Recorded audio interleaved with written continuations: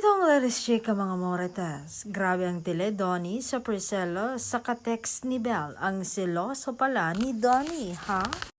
Ito nga ang kwento ng nakasaksi kasi nga may nagte-text kay Belle na nagpapakilig nga sa kanya. Sa simula iisipin mong si Donnie yon, pero katabi niya pala ang nobyo. Pero noong ipinakita ni Belle ang cellphone niya, ang NDRRMC pala, ang National Disaster Risk Reduction and Management Council pala.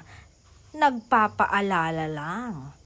Nagbababala si NDRRMC sa mga netizen via text. Napapangiti at napapailing nga at kinikilig nga itong si Belle. Kasunod nga ang eksenang inilapit pa niya ang cellphone sa kanyang dibdib na super kilig niya. Salamat sa pag-update. Konti na lang. Mai-in love na ako sa'yo. Reply daw ni Belle sa mga text sa kanya. Rinig na rinig daw yon ni Donnie kasi sinasabi niya habang tinitext.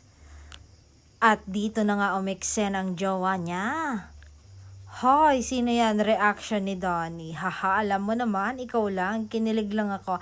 Ang dami niya kasing text Mas marami pa yata sa'yo. Sagot naman ni Belle. Ang cute, diba?